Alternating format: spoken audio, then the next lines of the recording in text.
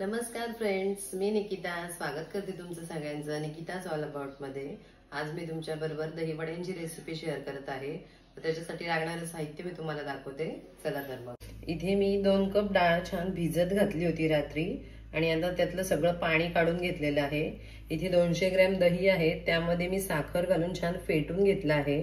त्यानंतर इथे लाल तिखट आहे 1 चमचा, 1 चमचा जिरे पावडर आहे आणि अर्धा चमचा चाट मसाला आहे। ही आंबट गोड आपली चिंचेची चटणी आहे आणि ही पुदिन्याची चटणी आहे। हे गार्निशिंग साठी घेतले आणि एक हिरवी मिरची बारीक चिरून घेतलेली आहे। आता ही डाळ मी छान एका भांड्यामध्ये घेऊन मिक्सरच्या वाटून घेते, स्मूथ अशी त्याची पेस्ट करून घेते। तुम्ही बघू शकता ही डाळ छान वाटून झालेली आहे आपली। आता त्यामध्ये मी चवीनुसार मीठ घातलेलं आहे।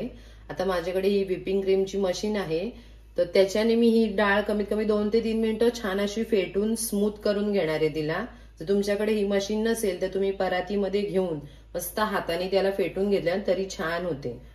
तुम्ही बघू शकता आपले छान पीठ असं फेटून झालेलं आहे।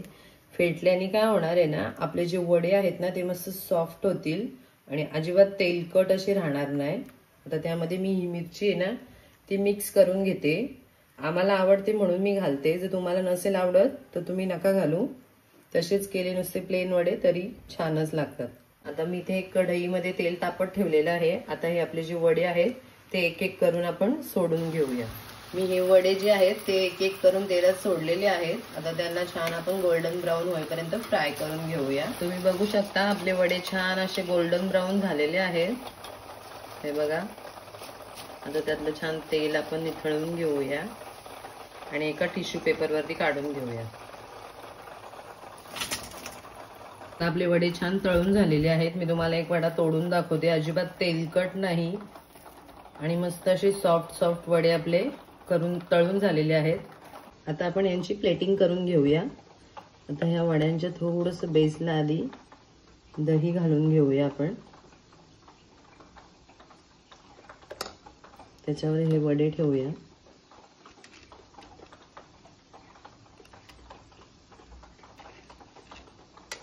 त्यानंतर मी आता पुन्हा दही घालते।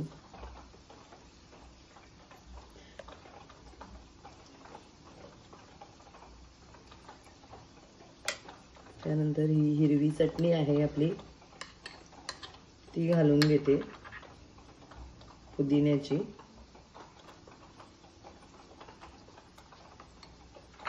आंबट गोड चटणी,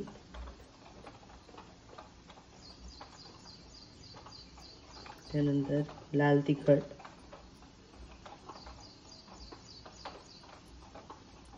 चाट मसाला आणि जिरे पावडर।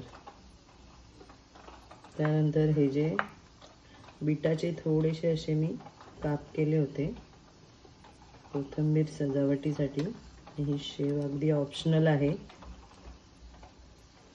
तुम्ही बघू शकता आपली प्लेट एकदम रेडी झाले खाण्यासाठी। चला आपण त्याची टेस्ट करून बघूया। आता आपले दही वडे खाण्यासाठी एकदम रेडी झालेले आहेत, त्याची आपण टेस्ट करून बघूया। ये विराज।